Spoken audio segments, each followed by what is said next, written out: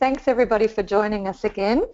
Um, so this is a continuation. This is called Communications Next Steps. It goes very much hand in hand with what we were talking about last week for those of you who were able to join us. So last week we discussed communication skills and what that means. And we talked about questioning skills, listening skills, and demonstrating empathy. Today what I'd like to do is talk to you about what does the communication impact mean, and how that involves what we call the verbal, visual and vocal. We'll also be talking about positive versus negative language, which is more around the verbal communication. I'll also talk to you about vocal communication, and then a little bit about body language and visual communication, which I think is incredibly important, but we may need to have another session on that at a later date. One of the other things that I find that is very, very helpful when we're talking about verbal communication is professional telephone techniques, and this is a popular topic that we encounter whether we're working with multinational corporations or small businesses, and I find that sometimes the information that I share with you is just a reminder of what you're doing well already, but also for many people this is new information, and it is new because over the years things change, and they change as a result of vast amount of research that takes place, and then you and I can be we can take the research that the large corporates take into consideration, and we can use them in our own businesses. I'll also touch on business email tips. I find that this is also very important if we're trying to maintain professional relationships with our customers and also with other corporates that we might be dealing with when you are, and particularly suppliers as well. So I'm going to share all of those things with you today. So again, please feel free to ask Kerry. Type in any questions that you have for Kerry, and I'll stay on the line this afternoon to answer all those questions for you. Now, communication impact. So, what I like to have a look at here is which communication channel has the biggest impact. Now, there's a gentleman by the name of Professor Albert Mehrabian, and quite a number of years ago he did some research into the communication channels and what their impact is, and then subsequently many people have done a lot of follow-up research to confirm this information. Now, when we're talking about face-to-face communication, we are talking about three components to face-to-face communication, and they are the visual, the vocal and the verbal. Now, as you can see, we've got a little bit of a pie chart there, and Albert Mehrabian and his team, they discovered that the three components that make up communication and face-to-face communication have different impact when we are talking to each other. Now, when we look at this, I'm going to show you the next slide here, and we're going to talk about what has the biggest impact. Now, you can see here that visual, when we're talking face-to-face, when we're speaking face-to-face, visual impact has 55% impact on how people or how we are perceived. Now, visual takes into consideration our body language, what we wear, our facial expressions, all of anything to do with how we are presenting ourselves. The second one there, the second largest component is vocal, which makes up 38% of our communication impact when we are talking face to face. The last one there is verbal. So verbal is what we say, and vocal is how we say it. Now, normally I like to demonstrate how the visual, vocal and verbal work in a face-to-face environment, and today we haven't got that benefit. But I can say the right things, but usually my vocal and my visual communication will give me away. So if I'm saying the right mean that my tone of voice is saying what I'm really, is actually telling you what I'm really saying. It also, my body language will also give me away if I am slumped or stooped, or I'm looking away, or I'm distracted. That can also tell me a whole variety of things. So today we're going to talk about each of those components, but particularly today I'm going to talk about the verbal. Although it's only 7%, it does start off our intent with vocal coming into it strongly. So when we're talking about over the phone communication, so many of you will have to deal with your customers and your suppliers over the telephone. When that happens, we find that the visual comes out, but the vocal part of our communication goes up to 75% and verbal goes up to 25%. Now, we can hear a smile over the telephone, so please remember to smile, and because that is going to have a great impact on how you are being perceived. So let's talk a little bit more about each of the components. We're going to start with the verbal communication. So we're going to be talking about verbal communication face-to-face, over the telephone, and written. Now, most of you will be dealing with your customers mainly face-to-face and telephone, but I would highly recommend that all conversations that you have with your customers and your suppliers should be put into writing with a confirmation email, just so that there is a trail and everybody knows that we're on the same page, because sometimes that's where we find the communication has been broken down. My recollection of something and your recollection of something is going to be very different. So that's why we highly encourage you to write a confirmation email. And I'll talk to you about how you can do that a little bit later on. Now, when we're talking about language and the words that we use, there is a particular part of our language that we call the positive versus negative language. Now, with verbal communication, we have over many, many years, and we do this with our children, and we are trying to change it in schools and daycares and preschools at the moment. But we tend to find that to keep things simple and to keep things quick, we become very negative, and we say a lot of words that are like don't or won't or can't or stop.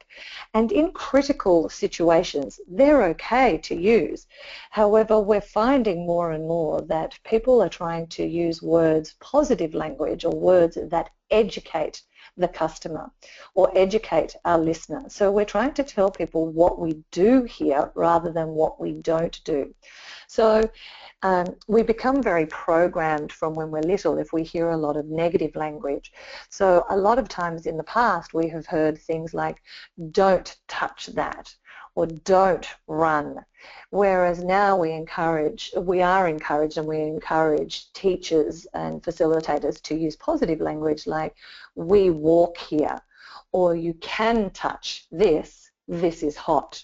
So describing the situation may take 1, 2, even up to 10 seconds longer, but really it doesn't take that long to tell people what it is that you want them to do rather than what you don't want them to do. It allows, if we start our conversations with the right language, it sets the tone for the conversation. And people don't hear every single word that we say, but they certainly hear the sentiment behind those words. You will notice yourself that when you call a large telco or your telephone provider or somewhere where you want to have something changed, even some of your suppliers, and you start to hear things like, oh no, we can't do that, or that's our company policy, you start to hear, I can't, or we can't, and becomes incredibly frustrating for you as the caller. And so the same goes with your customers. If you're using negative language over positive language, they will then start to hear only what you can't do rather than what you can do. So today what I want us to do is really to think about Positive language that that gives people alternatives is encouraging rather than bureaucratic. You know, that's the company policy pieces. Positive actions rather than what the negative actions. And we also find when people use a lot of negative language, there is that subtle tone of blame, and that's where how we say things comes into play. So we'll talk a little bit about that as we go along. Now, a little bit more about positive versus negative language. I thought today, and you may want to write some of these things down, I thought today we could cover off what is it, what are some of the words that are negative. And these are some of the words that we see or we hear being used in our day-to-day communication. Now, like I said, some of that communication can be over the phone, face-to-face, and written. And you may find that when you are writing emails, you tend to use certain phrases that you thought were okay and that you thought were demonstrating some sort of empathy, but in fact are considered negative and give people a bit of a jolt, a negative jolt. Now, the number one most negative used word or filler word is the word can't. Now, can't is often preceded with I'm sorry, I can't, or I can't, or I won't be able to, or we are unable to do something. Now, when we're talking about the positive alternative, at Better Off With Learning, we call this the phrase that pays, or the golden phrase. And we like to encourage all of our participants and organisations to put this phrase up in front of them. What I can do is. The beauty of this particular phrase, what I can do is that it's an action word. So it's an action phrase. It can tell you, or it can tell the person what it is that you're going to action, or it is an educational phrase. What I can do is explain the situation, or what I can do is explain our company policy. I would much rather have the company policy explained to me rather than be told, no, I can't do that because it is company policy. So all these words and phrases will help you and help your customers get a very positive feeling about what it is that you can do for them. Now, some other filler words or negative words, we also call filler words weasel words. So weasel words are words that have weaseled their way into our conversation and we overuse them. Sometimes those weasel words, when we overuse those words, people focus on those words and then they lose the meaning or the intent of what it is that we're trying to get across to them. And often we find that young starlets overuse words. The words are things like and actually and basically, and those will come in a moment. We often see politicians made fun of when they overuse a particular style of word, and you might see those on the news. Now, other words that I find really helpful in business are words like within and update. And we tend to use those and we tend to encourage people to use those instead of at. So I will call you within 2 hours with an update as opposed to I'll call you at 3 o'clock with the answer. Because if you can't get to the person with at 3 o'clock, then they may be disappointed if you get back to them later, and then you look like you've broken your promise. So if you say I'll call you back or within the next 2 hours or within the next 24 hours with an update, that way if you don't have the answer, then you can say hi customer, hi Barry, I'm just calling you back with an update to let you know that I am still waiting on some more information about the metal, or the steel roofing or the metal piping or something.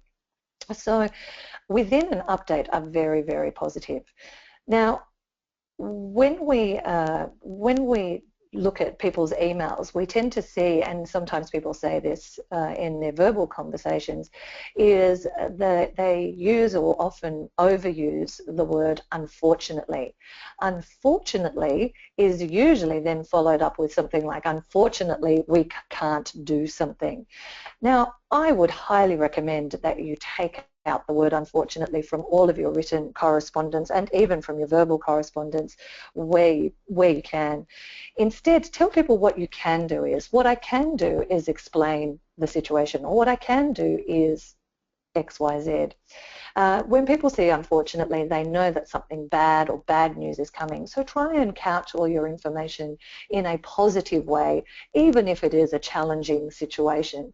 Think of everything as a challenge or an opportunity to delight your customers. And if you start to think about delighting your customers, you will start to think about what you can do rather than what you can't do. Often in the building industry, we tend to find that we hear a lot of mate and love and darl and bro. Now, they're all fantastic if you are really somebody's best mate, or you are using a term of endearment like darl and love and honey. I find that mostly people use these because they have forgotten to use the customer's name.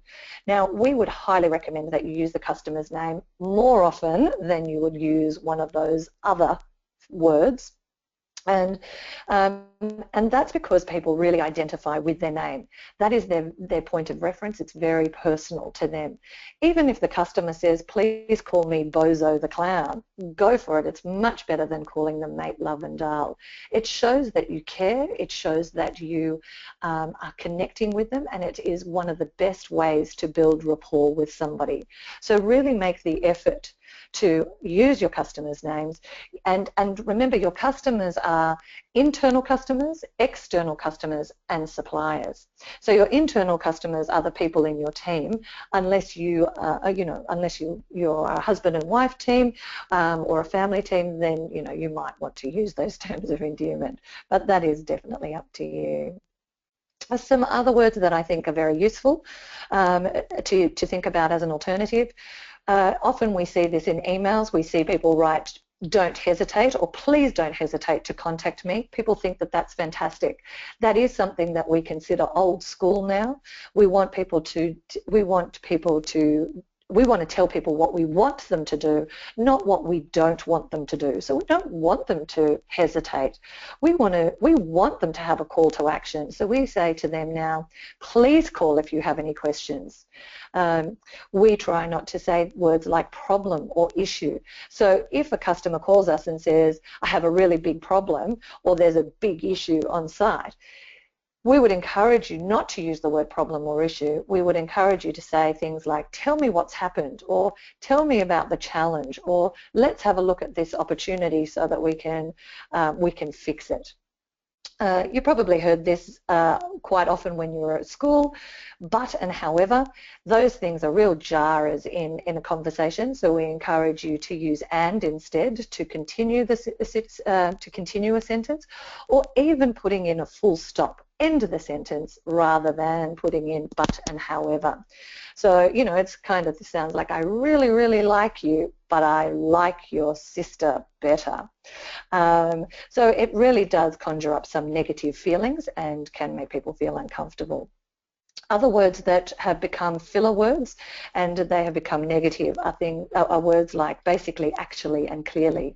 Now, these words have been used because our mouths and our brains are trying to keep up. What we encourage you to do is to slow down and use these words in context if you need to use them, or try not to use them at all because they are often filler words.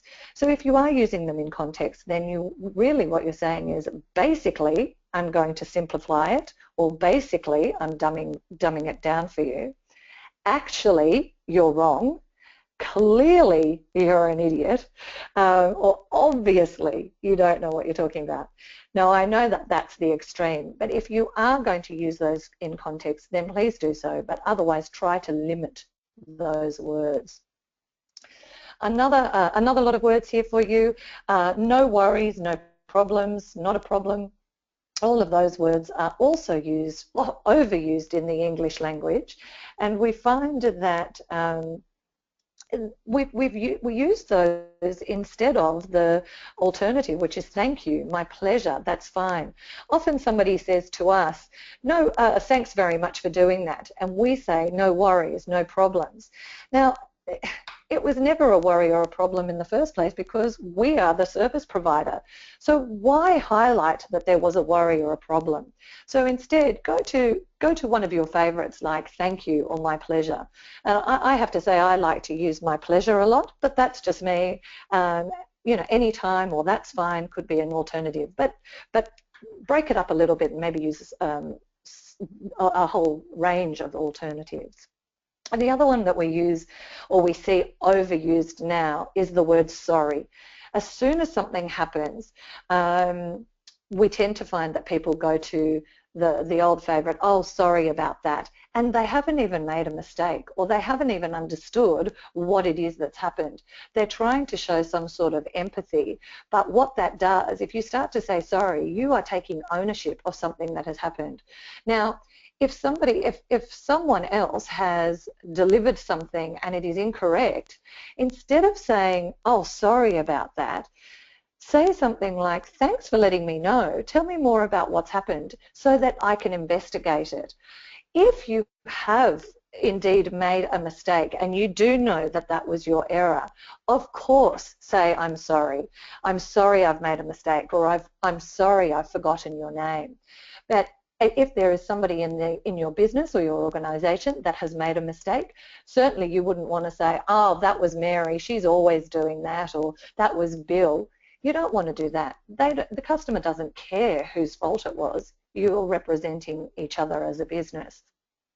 So instead there we would encourage you to say, I apologise on behalf of whatever your company name is. But really limit the use of sorry. It has become a platitude rather than something that means that you have made a mistake. Other words that we consider filler words are awesome, sensational and fabulous. You might have other positive words. These are, there's nothing wrong with them, but overuse of those words it can get annoying, and that's all people hear. So pepper your conversation with different words so that you can, so that people stay on track with what you're really trying to communicate. Now, that's a little bit about positive and negative word choices. There are hundreds and thousands of different words that you can use. There are, in fact, 10,000 words in the English dictionary. We tend to use up to about 2,000 in our lifetime.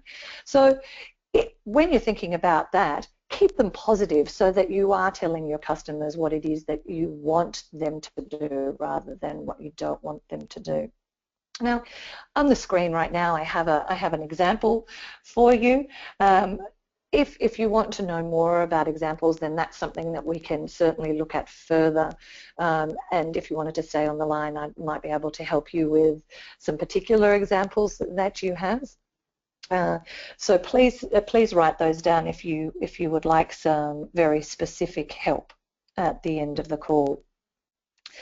Now, the other thing that I think is good to touch on when we're talking about verbal communication is jargon. Now, jargon is language that we use that's unique to our organisation or our industry, and it's unfamiliar to other people. Now, it's great shorthand, but it can be a foreign language if you don't know what it is.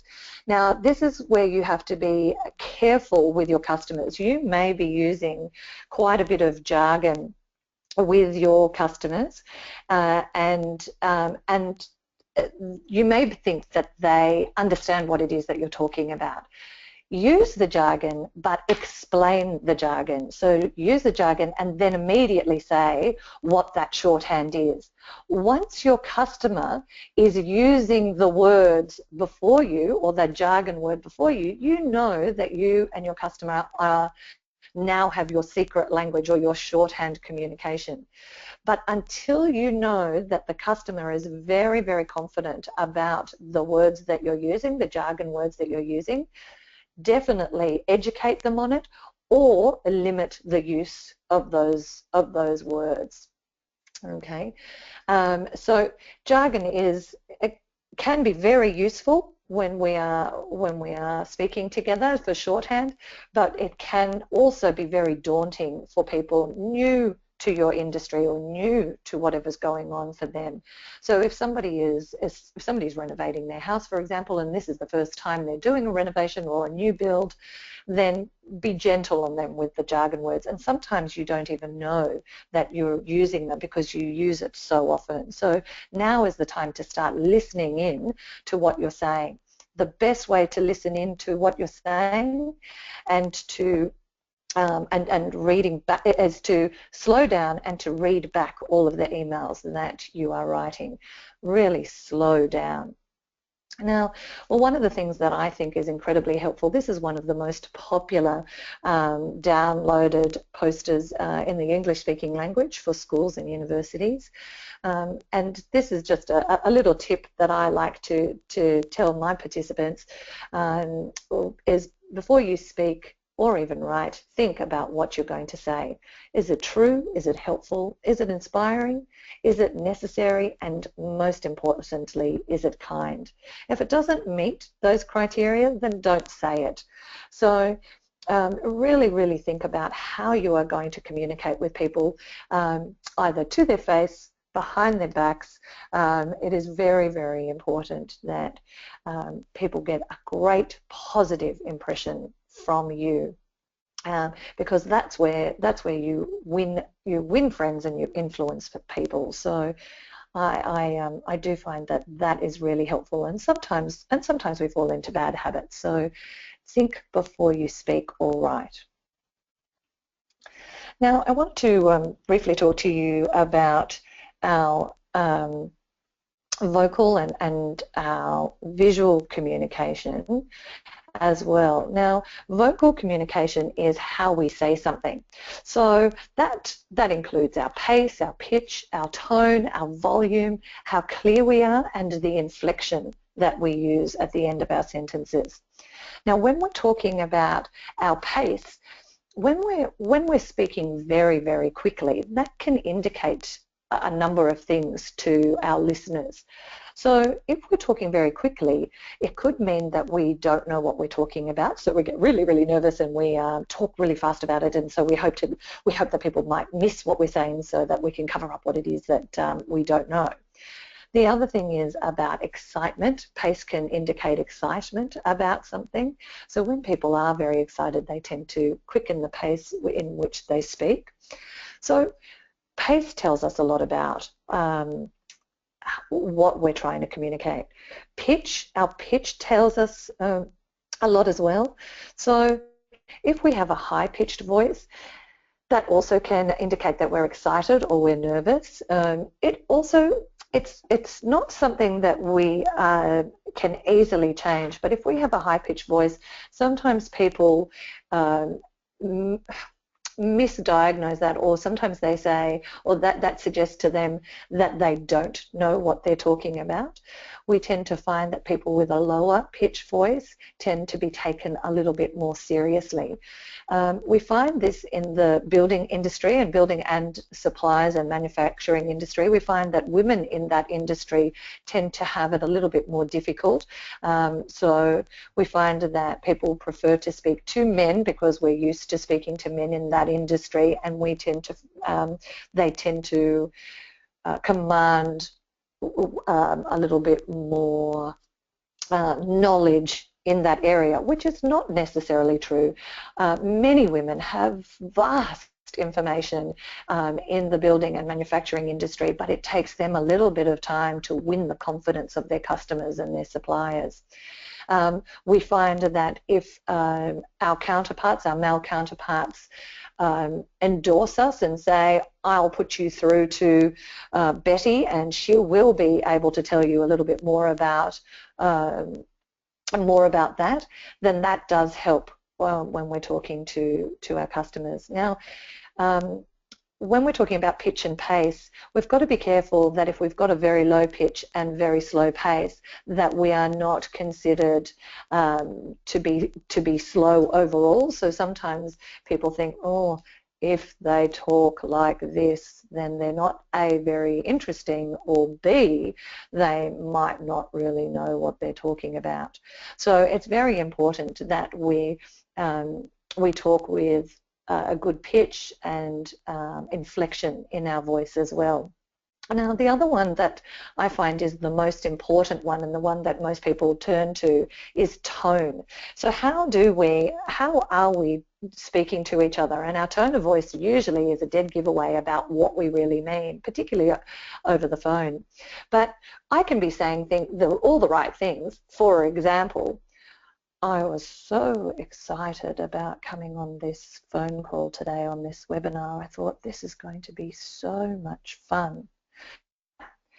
When I said that, it didn't really sound like I was very excited about coming onto this webinar, and it's not true. I am and was very excited to be on this webinar today, but my tone of voice really gave away how I was feeling, even though I said all of the right things. So be very careful about your tone. Your volume, how softly and how loudly you speak. If you speak softly, people feel like you aren't very confident. If you speak too loudly, that can be quite annoying. But a little bit louder does demonstrate confidence. Speak with clarity. One of the things that we encourage you to do is be clear, and to be clear, we encourage you to slow down. So slow down and think about what you're going to say next. The last one on the screen here is inflection. Now, inflection is used mainly at the end of a sentence, and it's used mainly to indicate a question.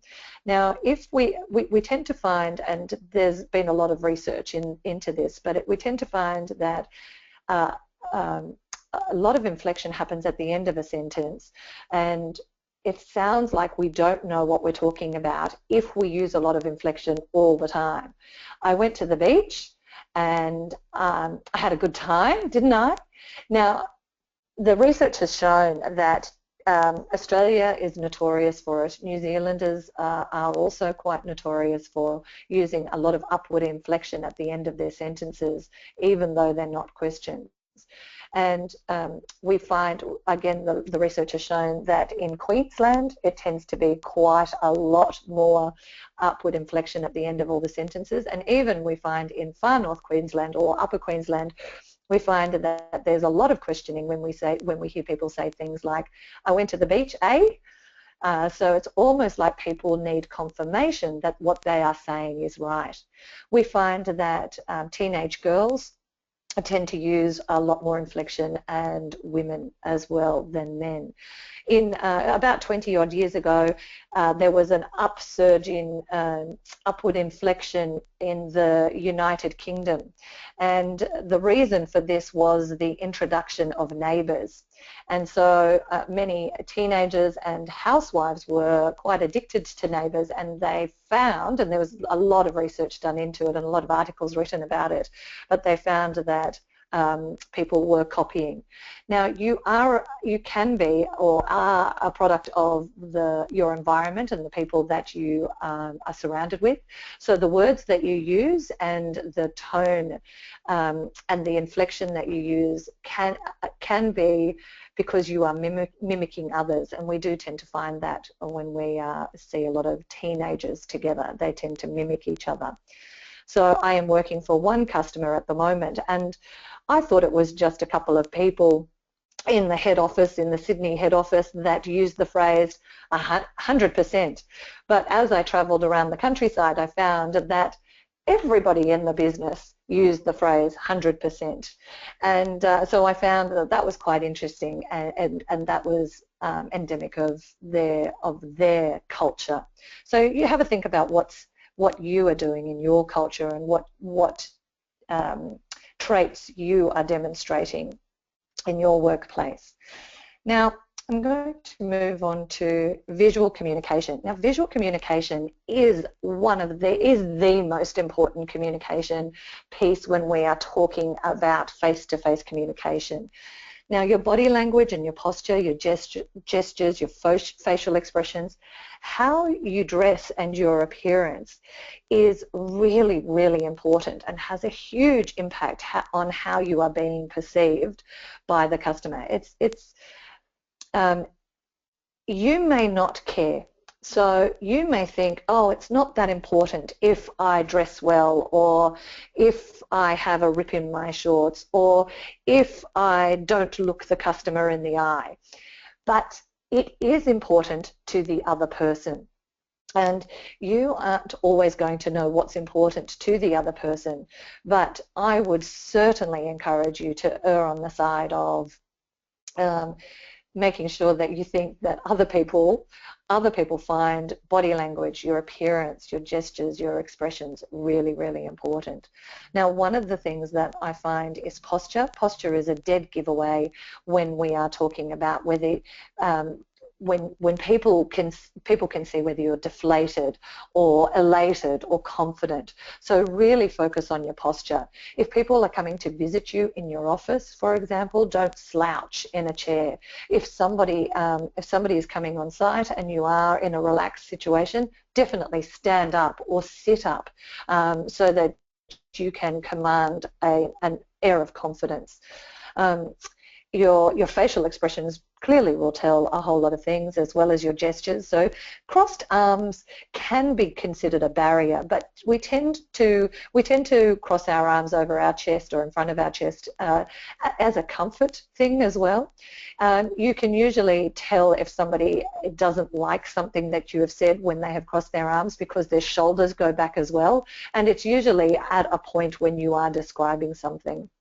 So be careful about reading into all sorts of gestures. If you are sitting cross-legged and people have got their legs facing each other, you know that they are in alignment. If they're crossing their legs and they're facing away, they're usually telling us that they are not in alignment or in agreement. So those are some very easy ways to read into a situation. Now, your facial expressions give a lot away about you, but one of the things that we forget is our eyebrows. And our eyebrows do tell us a lot about us. So if you are notorious for cocking an eyebrow, that tells people a lot of things, particularly that you might not agree with them, or that you might think that they are in fact an idiot. Now, this is something to be very, very mindful of. The eyebrows are really the gateway into your eyes and then into your soul. So be very, very careful. If you raise your eyebrows, surprise, that can tell people that you are surprised with what they're saying, and also whether you even agree with what they're saying. So really, really think about your scowl. Now, some people, if you don't realize about whether you are scowling or frowning a lot, have a look at yourself in the mirror and see if you've got that little frown line in between your eyebrows. Now, if you have got a permanent frown line, now that can be an indicator to you, if somebody else hasn't told you that you are frowning more often than not. And so many people may perceive that you are grumpy or that you don't agree with them. So really have a think about, have a look at yourself, because sometimes you are not getting that feedback. Now, smiling is also an incredibly great facial expression. So smile and have that open face, even in those challenging times.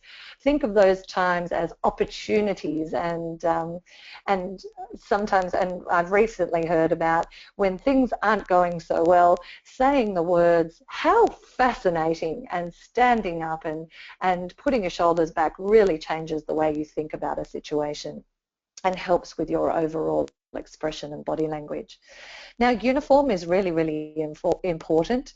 I know lots and lots of people and lots of organisations that are moving towards uniforms, even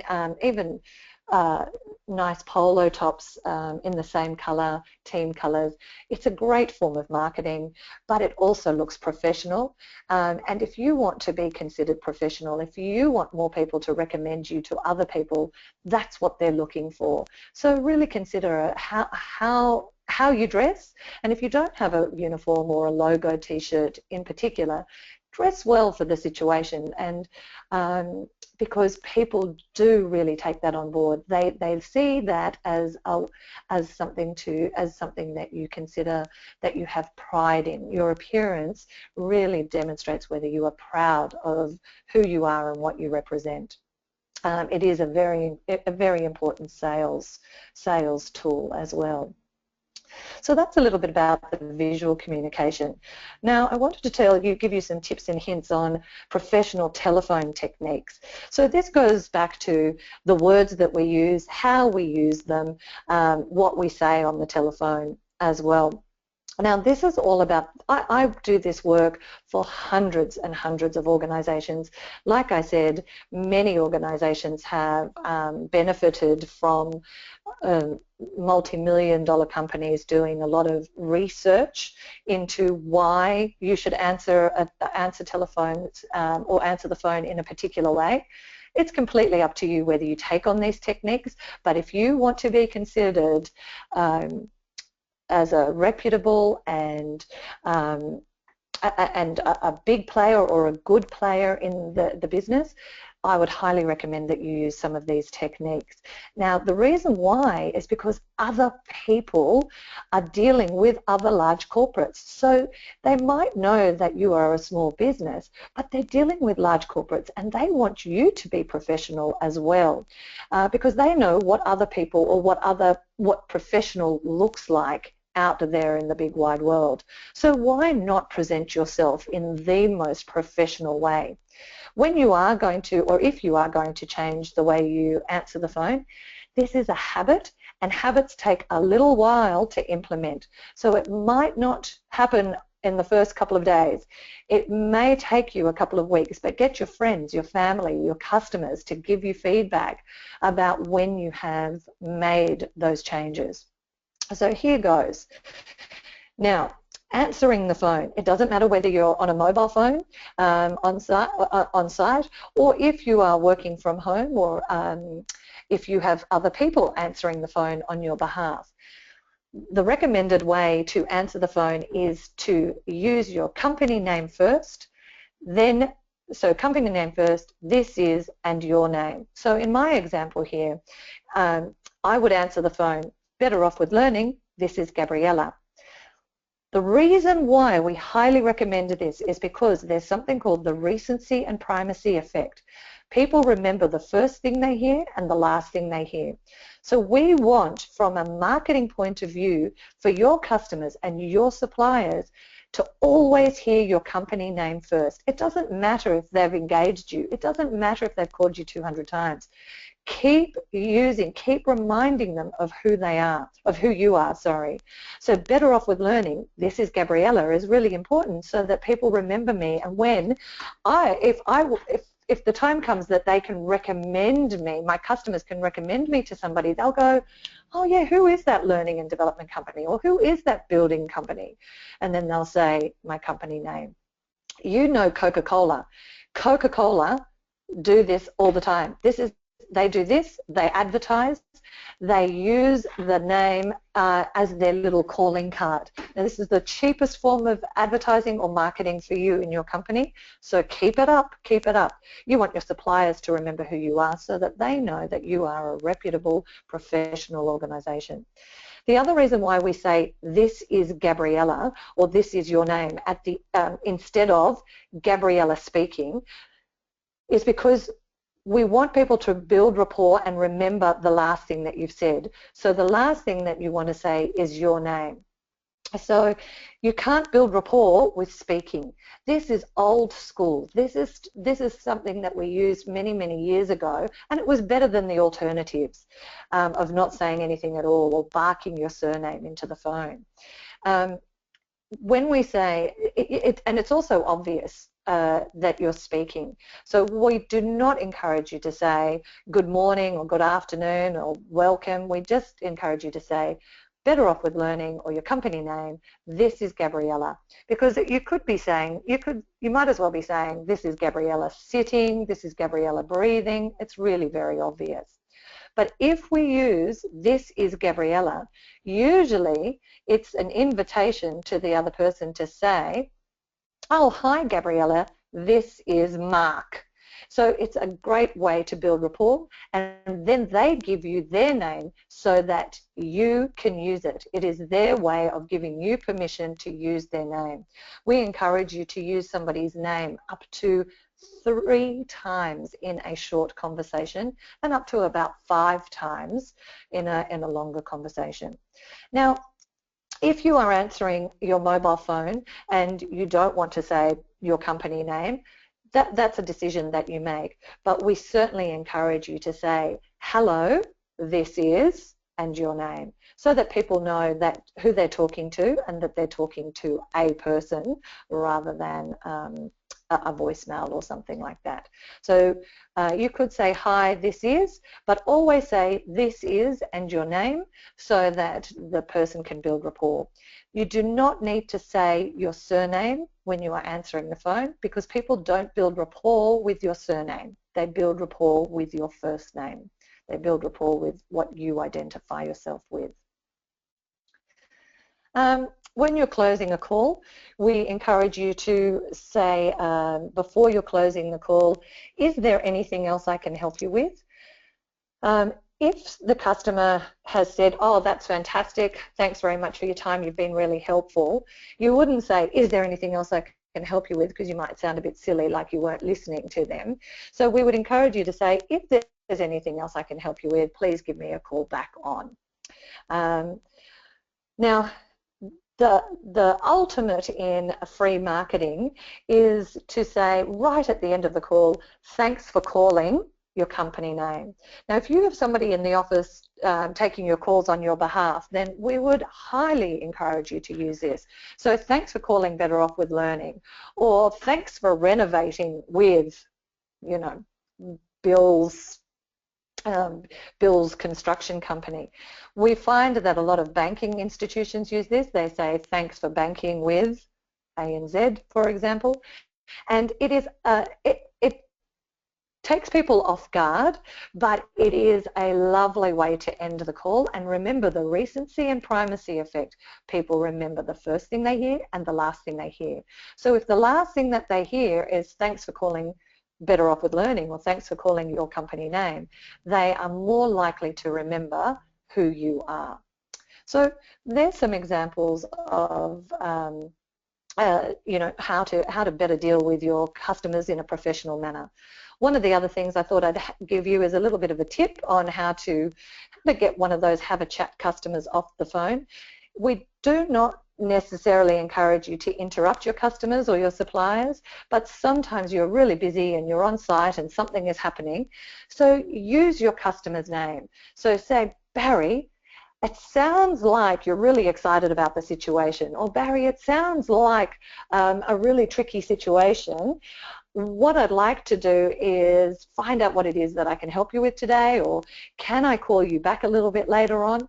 But using the customer's name will stop them from, you know, raving on, so that you can interrupt them. Like I said, only interrupt them if you really, really have to. Now, we have loads more tips and hints on this, and we're hoping to share those with you as we move into the latter part of this year and into the new year. So really keep an eye out on the HIA website and the HIA shop so that you can find out a little bit more about these phone techniques and professional business tips.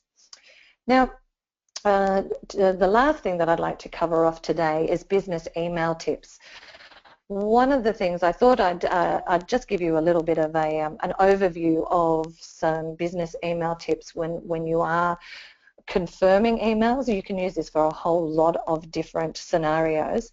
But as you can see here, one of the things that we recommend is that when you are putting in a subject line, you should always use the customer's name. So if it's a customer or you're building, you're talking about a particular property, so put the property name. So if your customer is a mum and a dad and you're doing a renovation for somebody, or if your customer is a builder, so if you're a subcontractor and it's a builder, put that person's put that person's name first. So in my instance, the HIA is my customer. So I would always put the HIA first.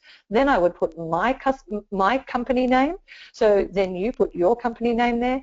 And then you tell them a little bit about what it is that you're talking about. In this instance, I put invoice and next steps. But it can be anything. It can be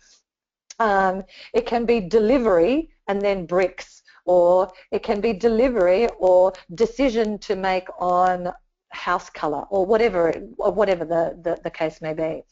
Now here, you should, when we're talking about being professional, and remember, the reason why we want you to be professional with all of your customers and your suppliers is because they're dealing with professional people. They might be in a professional industry, so they want to have confidence that you know how to communicate professionally with them. So always use a salutation like, "Hi, Kerry." If it's a very formal letter, then you would go to "Dear Kerry." But I would say, and in most instances, you should always say "hi" instead of just saying "Kerry," because people feel like that's quite jarring. Now, always soften the communication or build rapport at the beginning, so saying things like, "Thanks for your time today. This email is a confirmation of our current or our recent conversation about XYZ," and then do some dot points or put in what the conversation is about, and then tell the person what it is that you will do and what it is that they promised you they would do. Tell them what you are hoping to see in the future. So I look forward to receiving your information on XYZ. And then, instead of saying something like, "Please don't hesitate to call if you've got any questions," write something like here, "If there is anything I can help you with, or if you have any questions, please give me a call." I think there's a little bit of a spelling mistake there. No, "Please give me a call on 0412, etc., etc." Always end your emails with "kind regards" or "cheers" or "thanks." There's a whole bunch of options there, and then your name, and then your signature. And what we're talking about with a signature is your company logo or your details, so that they're there for ready reference. Now, that would be your email address, your website address, and your logo. My logo goes on, and it goes down the page. That didn't get captured on this screenshot, but it does. My big logo does come in at the bottom there. One of the other things that I highly recommend that you do is that you always have your signature at the end of every email for your customers' ease.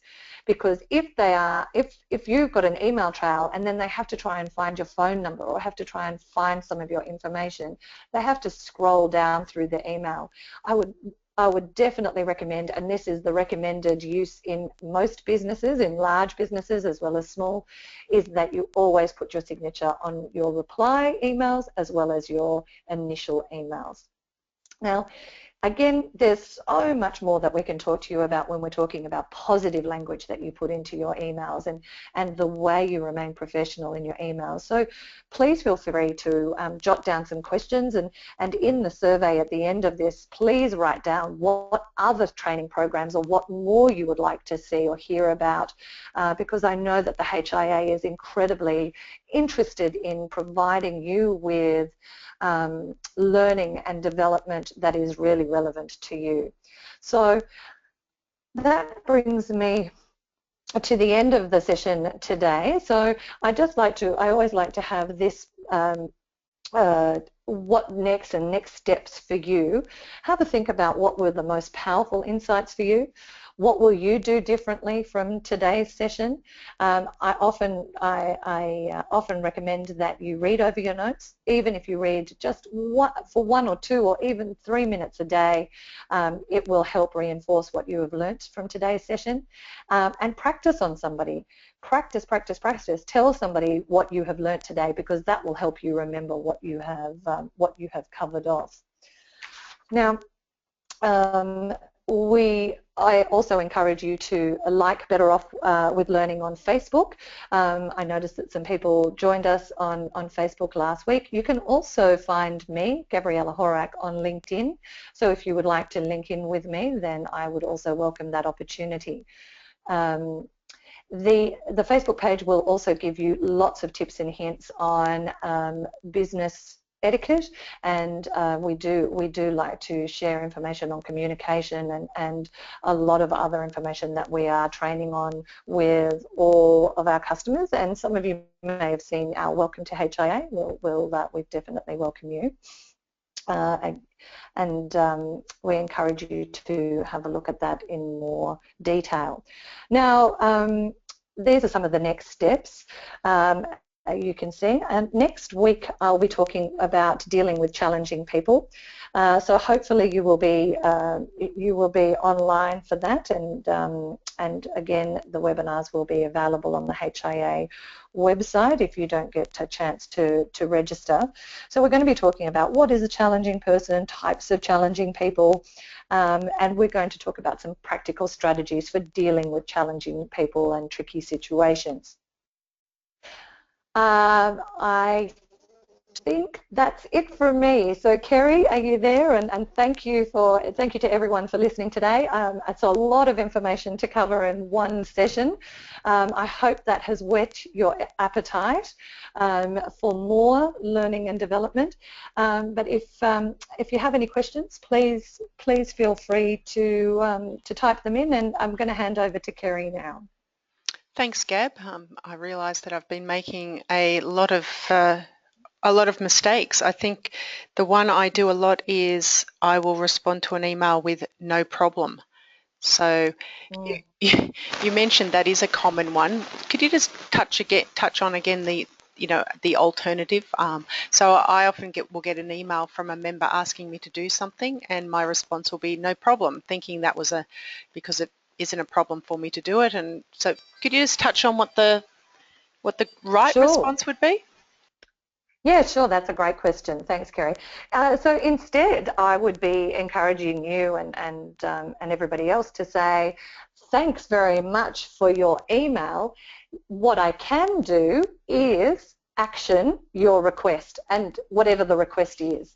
Or what I can do is let you know that this has been actioned on such and such date and time.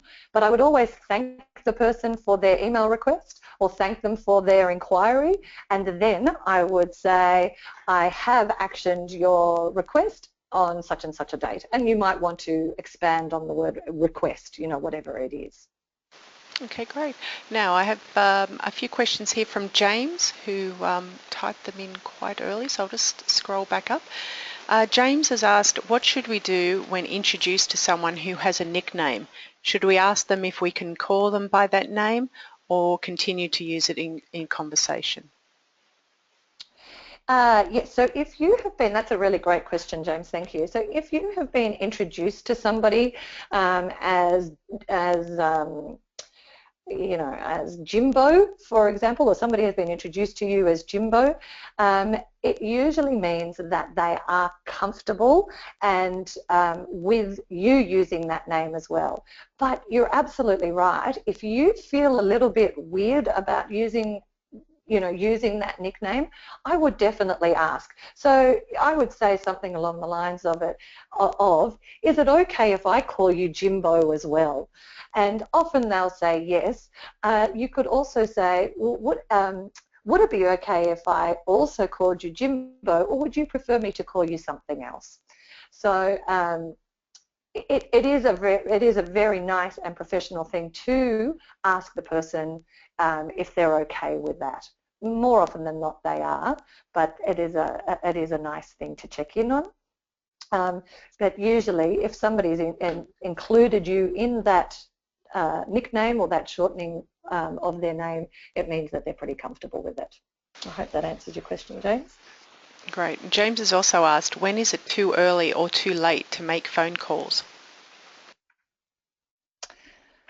Okay, well that's a really good question. It depends on what you have arranged with your customers and with your clients. So that's something that I would be asking. That's something that I would be asking in early conversations with your customers on how do we manage each other. So if it is a current customer that you're working with, I would go back to them and say, I would ask them that question, say how early or how late can I call you with updates on what's happening on the site. If it's a current customer, then current customers will know that you are usually on site early, so they're willing and able to take your calls early. Now, if it's people that you don't know, we tend to find that 8 o'clock is usually the earliest that you can call people. Between 8 and 9 is tentatively a good time. 9 o'clock definitely, if you don't know them. But 8 o'clock in the building manufacturing industry seems to be okay, unless you know that everybody else is on site and 7 o'clock is fine. Usually that's when people clearly are dealing with what's happened from the day before or check-ins. Now at night time, we tend to recommend, unless it's a current customer, we tend to recommend that you do not call after 6 p.m. 6:30 the latest, 7 o'clock you're really pushing it. If it's a current customer, then you can check in with them and you can ask them, what is the latest time that I can call you? They might also say to you what time. You could also ask what times are not good times for you to call, or what times are the best times for you to call, which is more positive, so that they can give you windows, because if they have families that they're dealing with, they might not be able to talk to you between 5:30 or 5 o'clock and 8 o'clock when bedtime is. Okay, great. Hassan has asked or has said, I generally start my emails with, "Hi Julie, I hope all is well." Is this okay? Yes, yes, Hassan, that's great. I hope all is well is very generic. So if there is nothing that you can build rapport with Julie, for example, then I hope all is well is absolutely perfect. However, if there's something that you know about Julie, so hi Julie, how was your recent holiday? Or hi Julie, I noticed that there are cyclones in your neck of the woods. If there's something, or hi Julie, how was your daughter's recital? If there's something that you know about Julie, or there's something that you can build rapport with, then use that information, because that first sentence is your rapport builder. Think of that first sentence as if you were meeting together and you are having a face-to-face conversation or a telephone conversation, and more often than not we have a little bit of chit-chat beforehand. We call those the icebreakers and the rapport builders. So yeah, I certainly would use that, and I have used that, and I do use that, but only if I don't have anything else to use. Okay, and James has asked, should we turn off mobiles while talking to clients? That's a really great question. I would always preface, sometimes you need to have your mobile phone on. If it's a scheduled meeting, like if it's a scheduled weekly meeting where you are having a catch-up, I would turn off my mobile phone. If you are having a catch-up on site, then I would say to your customer or to your client, I have got my mobile phone on to check, and just in case I get an emergency call from, for our site or for the build or whatever the case may be, or for a delivery. Is that okay? And usually the customer is absolutely okay with that, but just let them know that you've got that phone there on silent. And you might check it. But if you are having a weekly catch-up meeting, and then I would certainly turn that off, or keep it on silent on the side. Great question. Okay, Angela's asked, how would you ask the client who repeatedly calls after 6 p.m. and on weekends? I guess she means ask them to politely stop calling. Yeah, ask them to stop calling. So that's where I would say you would go back to telling your customers what your company policy is, as well as finding out what their policy is. So I would go back, Angela, and I would say to the customer in a really nice way, hi, Mark, I just wanted to talk to you about when is a good time for us to talk during the day, so that we can tick off all the things that we need to tick off and that we can cover off everything that we need. Can you tell me, or what times are the best times for you during the day? And I'll then be able to tell you what times are the best for us as well, so that we can find a suitable time together.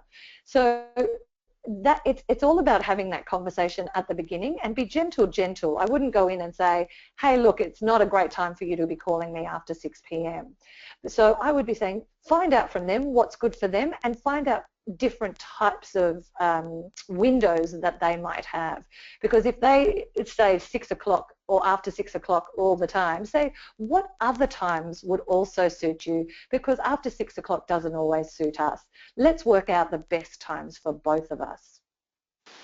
And yeah, Vanessa's suggested, could you also set up an answering service for businesses, for example, after 6 p.m, where the message advises that what the business hours are and when they'll reopen? Yes, that's a really great suggestion, Vanessa. A lot of our clients do that. We tend to find that that works if you have got a landline number, or if you divert your mobile phone to the landline number.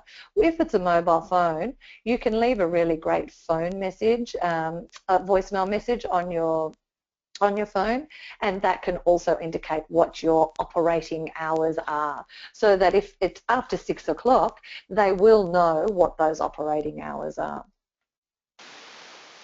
Okay, we have another question here, but I'm also aware that some people may have to leave us. So if you do, thank you for joining us today, and please remember to join us next Wednesday for the final in this session. Madison has sent in a message. I love today's session. I would like some more information in regards to positive talking.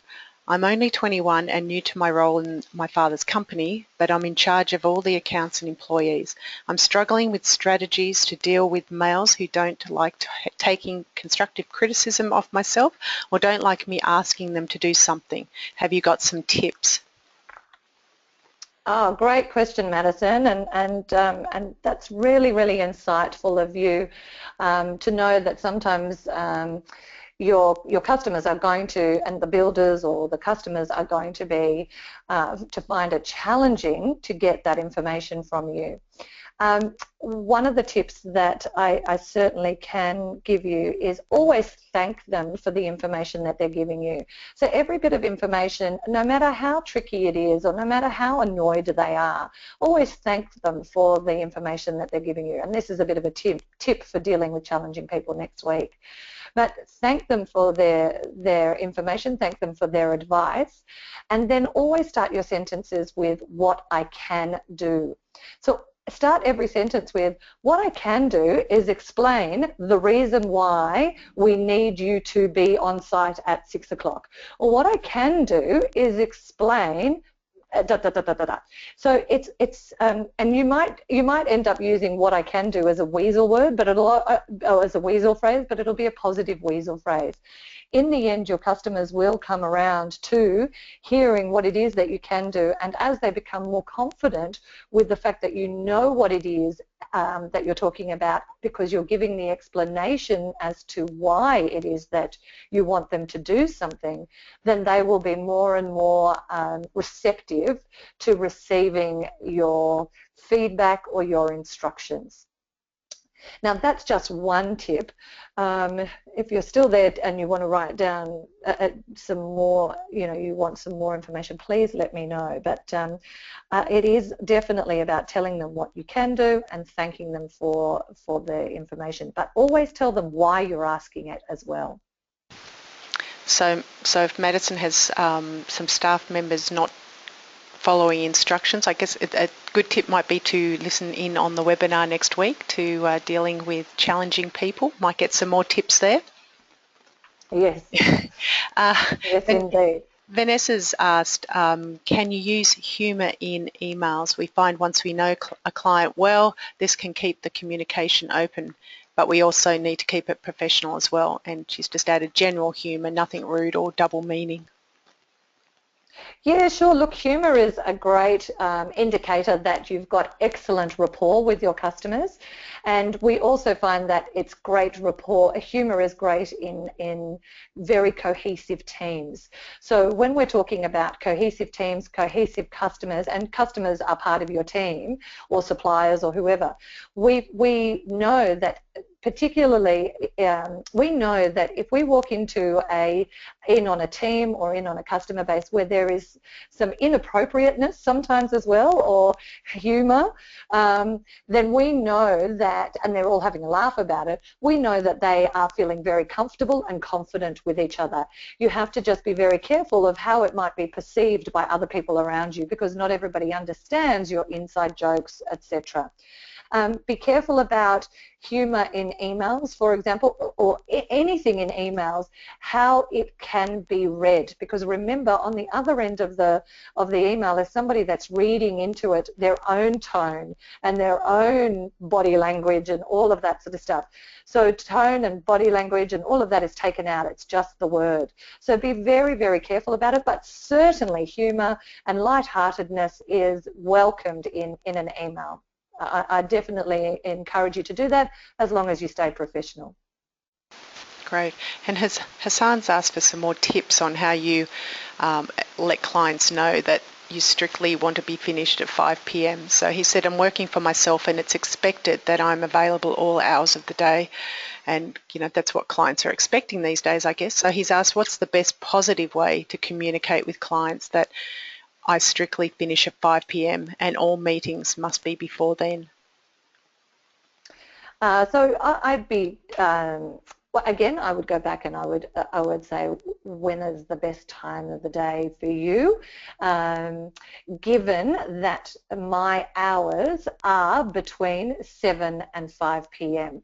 So what works well for you, Mr. Customer, in that time slot? So you can, if you're really very prescriptive about 7 and 5 or whatever the time is, sorry, I'm just making it up, but I know that the 5 is the end time, I'd say, Mr. Customer, what are the best times for you for us to talk between the hours of 7 and 5 p.m. Those are my working hours.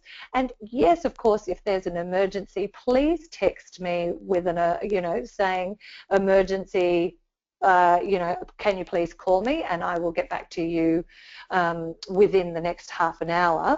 But yeah, it's all about having that conversation up front and giving them the parameters, but asking them what works for them first, because people want you to. They get that you have times that you work, but they want to feel like they're in control of the conversation and the situation. So say to them, what works for you in between these times? Hopefully that's helped to some. Yeah, and again, like we mentioned last week, I think, and Vanessa's written a little note here, that it's probably something you could get sorted out right up front if you get the chance when you very first start working with someone. That's right. And we're looking to provide you with some tips and hints on those sorts of questions. What should you be asking up front and then throughout your relationship with customers? Exactly, great. All right, well, that was the last question that we had. So I want to thank everybody for joining us today.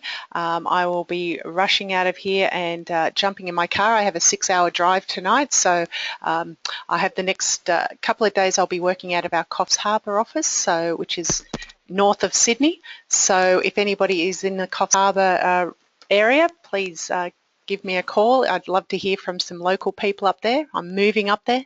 Vanessa said drive safely. Thank you, Vanessa. I will be moving up there, so up there in a few weeks' time. So thank you, everybody, for joining us. Please join us again next Wednesday. If you have any questions you think of afterwards, as always, email them through to me. And thank you, Hassan. Thank you, everybody, for sending through your kind wishes. Thank you, Gab, for joining us today, and we'll talk to you next week. Pleasure. Thanks very much, everybody. I hope you all have an awesome week with lots of positive language. Yes, I'll be practicing that myself. Thank you. Thank Bye. you. Talk soon. Bye. Bye-bye.